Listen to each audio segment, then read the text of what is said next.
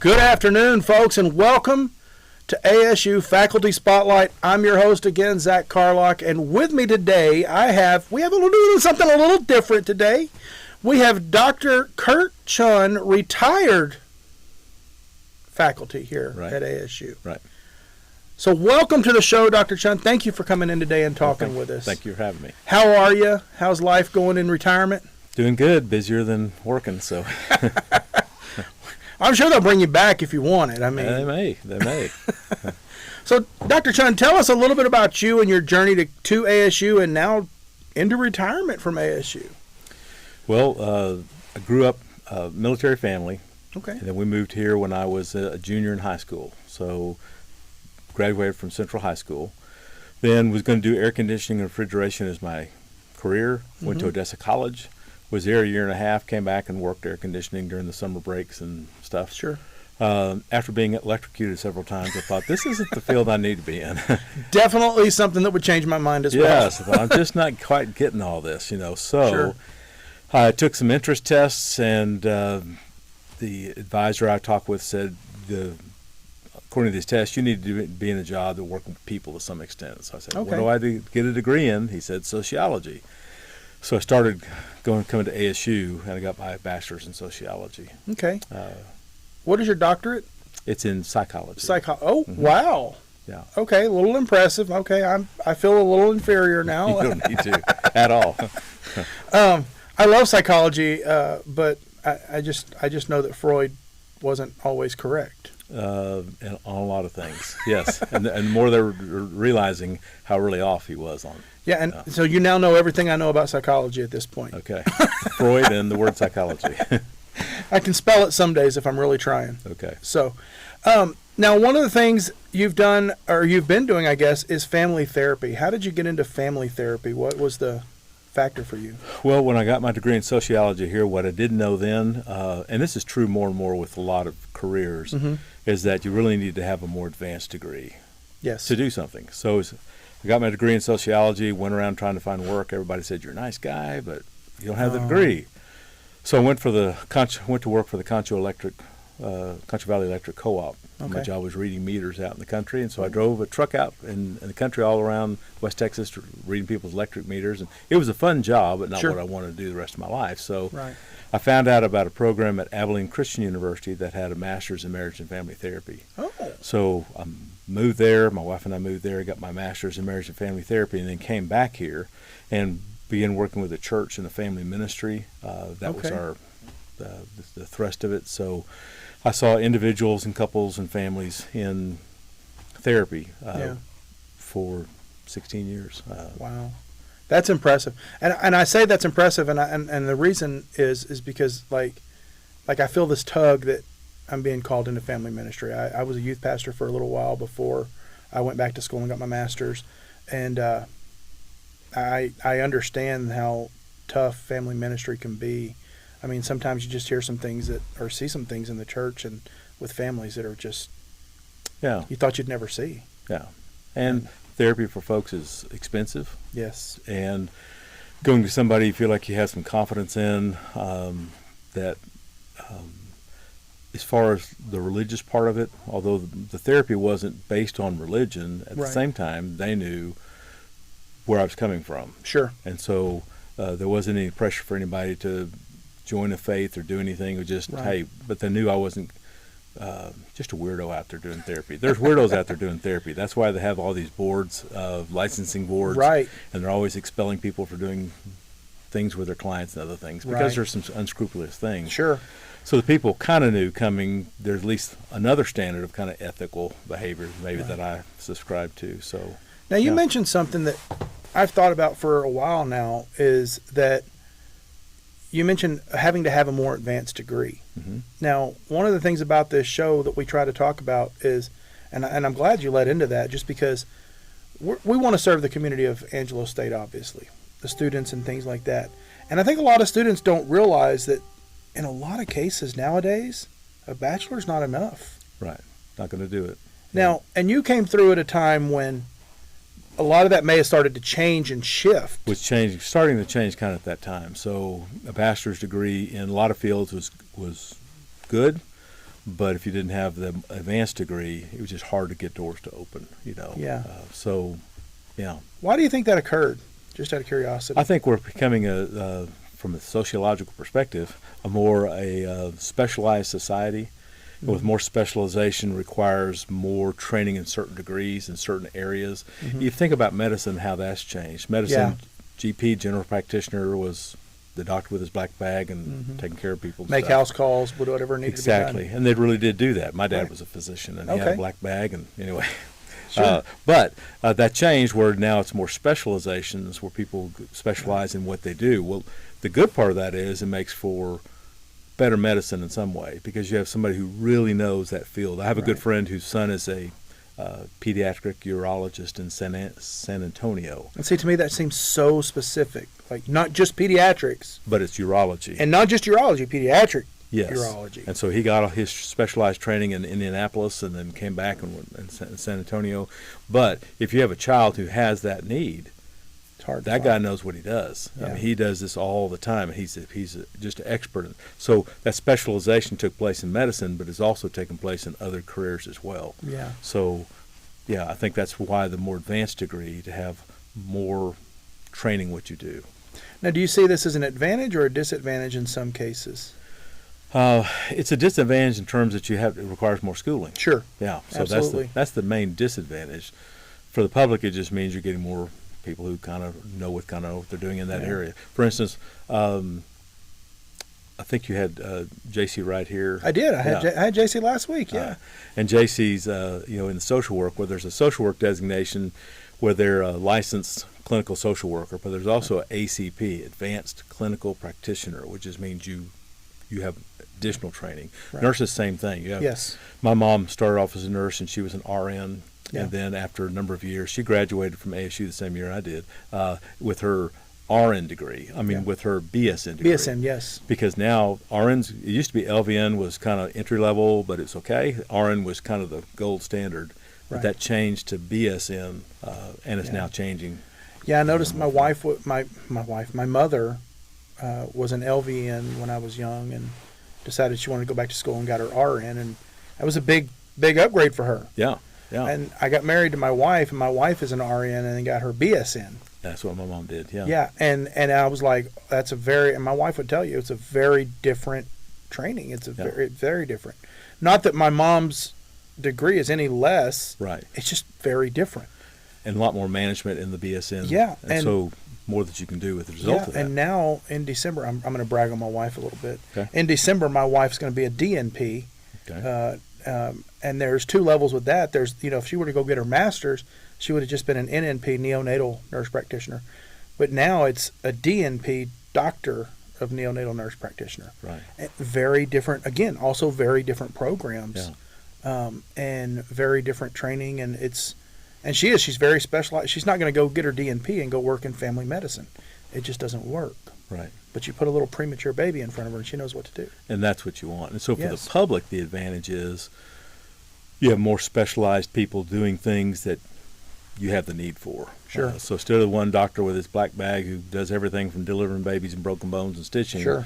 You have somebody who says, I specialize in whatever this may be. Same with nursing. Yeah. It's very interesting. I really like that. Yeah. Now, you do some volunteer work. One of the benefits of being retired is you can do what you want.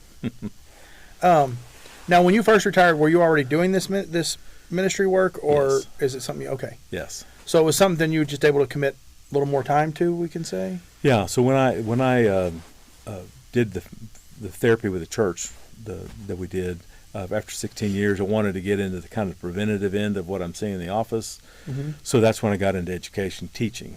And so taught as an adjunct at Howard Payne University for 1 year. Okay. And then moved to Montgomery College, which is down in the Woodlands. Taught there for 3 years, psychology and sociology. Down in Houston area. Mm-hmm. Yeah. And then was able to move back a little closer to San Angelo, to Waco. Waco has a McLennan Community College. Mm-hmm. And I taught sociology and psychology for them.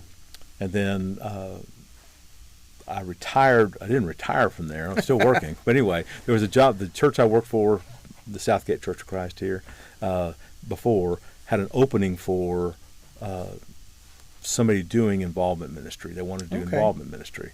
So we moved back here, and I did that for 4 years coming back, and that's when I got plugged into these different volunteer organizations, getting the congregation involved. Right. Then Angelo State University opened up a sociology position, so I thought, well, I can teach at sociology, teach at ASU, and still do this other stuff on the side, and I have to be paid to do it, but as a volunteer basically. Sure. So I taught at ASU here for 2 years, and then I just retired in July. Now, let me ask you, on the teaching at ASU, did you have a class that was your favorite class to teach? 2 classes. One is just the intro-level sociology, because most students are going to take, if they take sociology, they're going to take 1 course. Sure. That's just part of their degree plan. They're not going to take any more than that. So I feel like that's where you got the chance to get the most bang for the buck and talk about this discipline and what it involves, and it's so connected with the world today. Mm-hmm.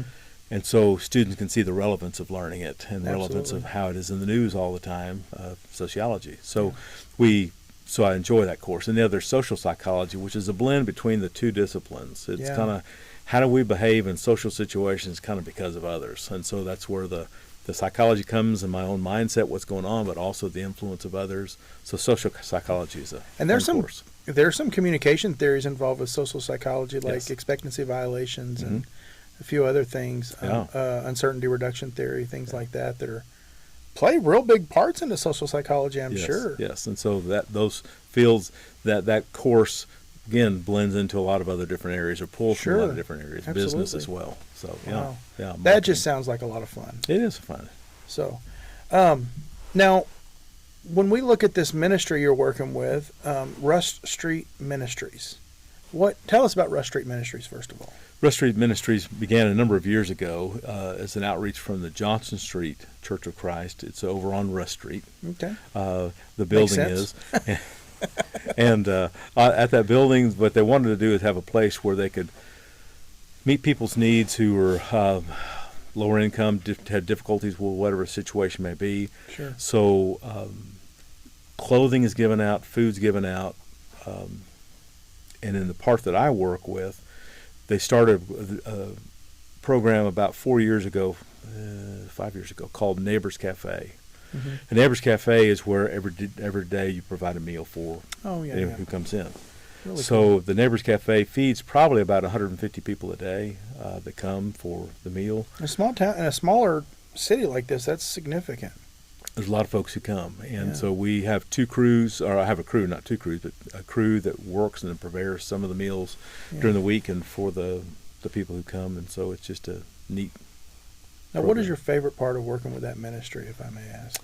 Well, here's again another two-parter, but one is I love it. The people that we work with, and so the people on the team that does this is a tight team. They know one another. They've gotten to know each other's lives better. Sure. They run around with each other, and so that's been kind of neat working with them as a group.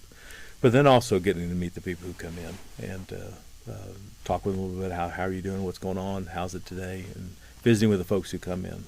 Yeah. So now you've done a lot of things with, and you've said it yourself, a lot with like family therapy and family ministry and things like that. What has been maybe, how do I say this the right way? What has been maybe one of the hardest things you've ever had to work with? Obviously, I don't want to get into details. We don't want to put people's business out there. Sure. But what's been one of the hardest things you had to work with that makes that working in that field difficult, I should say? One is, and both of them involving children, but one is child custody issues where couples going through a divorce. And because of that, there's custody disputes about who gets the child and what's going on here, different parenting styles. Sure. The judges here in San Angelo back in about 1995, 96. Yeah, you start saying 19, people start to go, wow, you're aging. Yeah. It's been a while. But anyway, they got together and started a program called For Kids' Sake. Okay. And what it was is a program for couples divorcing, you're divorcing. But if you have minor children, there's a 4-hour seminar you need to go to. And the 4-hour seminar is to try to help you understand the impact of divorce on your kids, how important it is for you to co-parent together for kids' sake. And so those who don't go usually are not seen as favorably by the court because it's kind of like you want your children, but you won't even go to the seminar to know about that. So makes sense. A lot of pressure on them to go. It's when we started this and started working with that, the parents who came usually were kind of resentful for having to come because it's kind of like, I'm forced to do this, and I don't want to. They didn't have to come with their divorcing partner. They can come, but they didn't want to go, and felt like it was in imposition of their time. Yeah, I had to do a course like that when I went through my divorce, unfortunately, in Roswell, New Mexico. Okay. And I kind of felt the same way. I was like, why do I need to be here? This is, but I will tell you from personal experience, I'm glad I did that because I didn't realize some of the things. Yeah. And it actually had helped it ended up helping my relationship with my children. Yeah. So they would have the comment card. How do you feel about, didn't want to come? Yeah. But after it's over, they're going, oh, I'm thankful I came because we're doing some of these things already, destructive behaviors that they didn't realize might have an impact on their children. They're just caught up in their emotions with their divorce or their ex-spouse, and that bitterness or sometimes anger or grief or whatever spills over into their parenting. Sure. Realizing that, they could kind of go, we need to change what we're doing now. Yeah. Had a couple of couples who decided not to divorce, but the majority of them are going to go through divorce anyway. Right. Because this wasn't about stopping that, but it was about how are your kids going to be affected by this. The long-term effects, you've been through the course, but the long-term effects on children who parents have divorced, lower academic performance, they don't go as far in school, more drug and alcohol use, more problems in their own relationships with people in the future, more divorce rate, higher divorce rate themselves. And so this course is this seminar that they went to was to try to mitigate those things so they wouldn't have that impact in their lives. So that was one tough thing, though, because sometimes divorcing spouses in a counseling office, it gets kind of dicey, a little heated, sensitive. Yeah, sure. And the other is just child abuse, and so in particular sexual abuse, and then having the reporting that has to take place, and how that just rips up families. If the wife doesn't know it's happening, dad's doing it, and daughters, it's just a devastating thing for families to go through. So so those two are tough with the children. Is it safe to say you have to really lean on faith in those times to really get through? Yeah. I get that. That's oof. Now I'm kind of like, where do I go from here? I mean, that's very heavy. Yeah. But that kind of comes. I mean, let's be honest. When you're working with social workers, that kind of comes with the territory, I guess. Right. For social work. Yeah. So how do you teach students to deal with that, though? Well, the courses that I taught, mostly we did, like in that intro to sociology course, we have a section on the marriage and family. Sure. And then that I hit pretty hard about how to find a good mate. If you start off on the right page, you may not have to go through all this sort of stuff. Sure. Taking the time, signs that your date may not be a good mate, like if they're already controlling or abusive, or they're already using substances, or they're again controlling where you go, who your friends are. So that's a sign that this mate may wind up being an abusive mate. Today they would say, "Hey, look, that's a red flag." Yes, same thing. I'm going to tell you, you'd be great on our Ram Relations show just one day to just go over red flags with Ram Relations. We have a show we do on Fridays, and it's all about dating, and they do one show every semester just on red flags. Yeah, and that's what in that class we talk about that. Yeah. Then talk about what makes for good marriages and how to have strong marriages, because 94% of the population, 96% of the population is going to be married. It may be a while, but most people get married at some point. Sure. The others, live in little shacks and live in the woods by themselves. And I got to read a stat years ago, and it was when I was a youth pastor, and because as a youth pastor I had to do a lot of family ministry as well, because in small churches you're not really a youth pastor, you're a family pastor. Right. And one of the stats that they told us about was you go through first of all 50% of marriages end in divorce, and last year it might be 48, this year it might be 54, but it's always around that 50% number, right? And just want to caveat there. Yep. It is 50%, but that's averaging in all marriages and all divorces. Right. So first-time marriages, there's about a 70%. Right. And that's where I was going to go with that is they were talking about second marriages, right? Yes. people that have when both spouses have been divorced, the rate of a second marriage is like 70% divorce rate or 65%, something. 65%, yeah. Yeah, that was, and it just goes up from there. Third of marriage and Right. And So they start talking about fourth, and I'm like, fourth? Then when you average all that together, you say, well, the divorce rate's 50%. Well, it is Yeah. if you put in everybody's. Right. But if first-time marriages, chances of having a long, relationship to one of you passes is like 70%. So it's still pretty good. Yeah, no, absolutely. And that's what I didn't understand was, because when I had always heard, before that, I'd always heard, 50% of marriages end in divorce. Right. Well, then they started talking about, just like you said, that first marriages are like 28 to 30%. Right. But that second marriage is like 70%. And this was like 15 years ago. Yeah, a lot of unresolved issues coming out of that divorce. Yeah. If I was divorced, then I carry that baggage over to my next relationship, and if I hadn't figured out what I did wrong, if I'm just saying, well, she's the fault, then to go to the next marriage, I'll probably repeat the same pattern. Right. And there you go. And that's what they were saying. You don't grow if you don't grow. Personal growth. They were talking about personal growth. If we don't grow, then you're not breaking the cycle. You're just doing the same thing over and over. You're doing the same thing. And it may not be that you're an abusive person, but you just have habits or ways of dealing with problems, or maybe your money management, whatever it might be, in the same dysfunctional ways. And so you're probably going to bring that dysfunction to your next relationship. I remember when my ex-wife met my wife, she told him, she said, we were engaged at the time, and my ex-wife told her, he's going to make a great second husband. I was like, oh, thanks. Already worn the rough edges off. So, yeah, she's like, I already got all that stuff fixed for you. He's smoothed out. He's good to go. And but it was just, I was like, really? That's the conversation we're going to have? But she was right. I was a better second husband. Well, in the Intro to Sociology course, one of the other things we talk about in the unit on families is, because people go through divorce and they're growing, a lot of these these students now have grown up in families where there's divorce. Absolutely.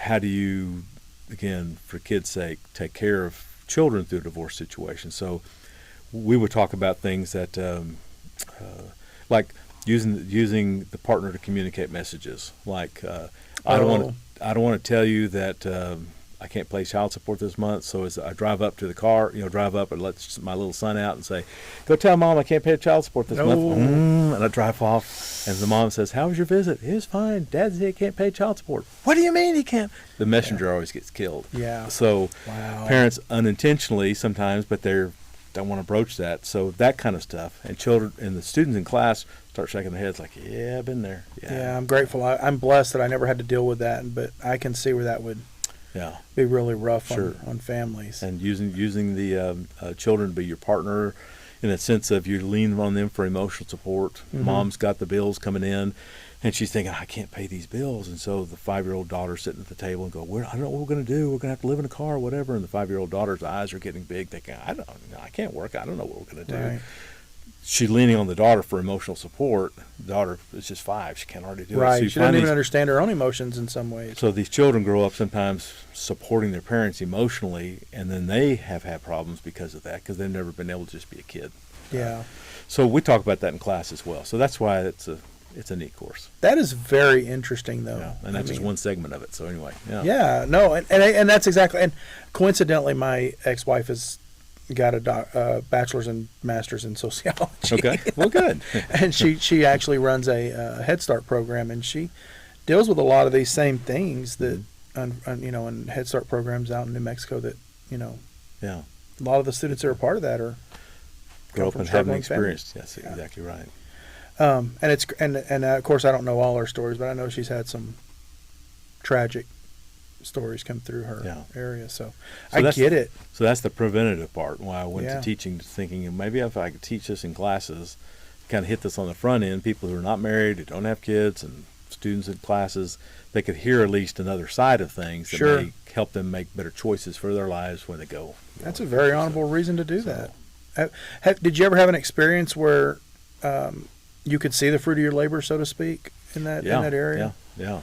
So sometimes students will come back and they've gotten married and they're doing well, or they come back and say something about something they learned in class, and they'll say, "Hey, I learned this in class," or "I did this," or "I remember you said this," or Wow, that's got to be like, I haven't had that happen yet. Of course, I've only been here about a year and a half now, But that's got to be real rewarding, Sure. even spiritually, just emotionally rewarding. Sure. So now, you'll have that. I hope so. I've had it at the high school level from teaching high school. Mm-hmm. I've had students, like I have several of my students that I taught in high school that are now students here at ASU. Yeah. And so one of the things I do every semester is I have a dinner for all those students that came from Snyder High School that are here, and I reach out to them and have them reach out to all the ones that I don't know. And we have a big dinner at the house, burgers and hot dogs, and I bring my radio crew in there, and I have a guy from radio, one of my radio guys. He cooks everything because he loves to cook, and so I let him use all my fancy grills and stuff, and he cooks for everybody, and we just have a good time, and I'm able to give back to those students that are here. Sure, and it helps them connect at ASU a little more. Absolutely. Those students especially, because they're going, oh, ASU is a place for me. Yes. Because when you come from Snyder, small town, you come to ASU, it can be a little overwhelming. You know, there's 10,000 students, and where do I fit in? And you go to electoral class, it's got 140 students, and you're going, their graduating class was 140. Yeah, and nobody knows my name, but you know their name because you've connected with them, and so that sense of connections help them be successful at college. Yeah, I've even had a couple of them come work here at radio, and now they're off working at TV, and they're RA, and then they're doing all kinds of things. Well, good. But it's been really neat too to be able to give back to the community that built me as a teacher when I first started. I started teaching in Snyder, and so for me it was about being able to give back to that community, even though I'm here in San Angelo. And you are giving back, And that's my goal there. And so, now let's shift away from the sociology a little bit. Okay. How's retirement? I know you said it's busy. Very busy. Yeah, very busy. So, okay. A lot of things that some with the work that the restaurant, they've changed things in terms of our meal preparation. We used to be able to use Concho Valley Food Bank. Okay. Stores donated their food, produce there, you could get it, then they give you stuff to you buy some of it, but some of it's at almost a no cost to help prepare the meals, because you're preparing all these meals every week. But now the food is coming from the San Antonio Food Bank, so it's a little hard to coordinate when they come and what they bring and getting what there, and so some of the logistics of all that has been more difficult. Sure. So a little more work to put in there. And I'm still hoping that those two food banks will be able to come together. Come together. Perfect world scenarios here, right? Yes. So that it works where we could just stay here, and Concho Valley could still be a good part of this. And Now we got about 2.5 minutes here, so here's the thing we always talk with everyone about. Now, when you're away from the ministry, you're away from the church, and you're away from school, what do you enjoy doing? What's that big hobby it's my time and I'm going to do this? Yeah, I'm not a carpenter. I'm not that sort of thing, but I do love working with my hands and fooling with things and repairing things and improving things around the house. We've had, probably 4 or 5 houses over the years we're flipping them before people were flipping them. But anyway, that wasn't our design purpose, but that's what happened until we buy a house. So you're a pioneer. Yeah, kind of. We buy a house, and then we wind up saying, well, this needs to be done, this needs to be done. And by the time we got ready to move, we'd say, okay, and the house was better. But the advantage to us is it sold for more money than what we bought it for. Sure. And so I enjoy doing home repairs and things like this. There's another ministry, just want to put a plug in with. No, go right ahead. I'm involved with. It's a once a year thing, but it's the Helping Hands Ministry out of Galilee, that over there by the Roses on Buick. Yes. Anyway, they have a special push every spring where they have different entities. ASU participates in as well, where we go and homes have been evaluated for repairs that need to be made. Okay. And different crews go in. You volunteer your time, and your crew goes and you do painting and sometimes minor repairs, little faucets, or put a commode, or do the kinds of things to help people upgrade their homes who can't do it on their own. Absolutely. A lot of them are elderly, and of course they're under privileged economically. Sure. And so that's been an enjoyable thing to do as well. We've had, for the church, where I'm at now, we've had as many as like 6 teams going out on a Saturday doing that, So it's kind of neat to be able to do. So I enjoy doing that as well in my spare time. That is awesome. I love that. And so I'm glad we could get your plugs in there for your ministries, because we want our students here at ASU to be able to go out and help when they can, because I know like some of the Greek Life goes out, helps with different things. I saw one of them out this week cleaning one of the parks, the Kids Kingdom Park out there, and I was like, oh, that's really cool. Yeah. And so I'm glad that we can get that word out there for you and help all those people. And unfortunately, though, that's going to wrap up our time. Okay. So first of all, I appreciate you being here. Thank you Thanks for for coming having out me. today. Yeah, thanks for having Great conversation. Just had a blast with it. And folks, that's going to wrap our show up today. Now, next week, we're going to have Kyle from the Baptist Student Ministry. We're going to bring Baptist Student Ministry in here next week on Halloween of all days. Okay. We're going to have a good conversation with Kyle. Not sure how the Baptist Student Ministry here ended up here on Halloween. I'll have to talk to my assistant about that.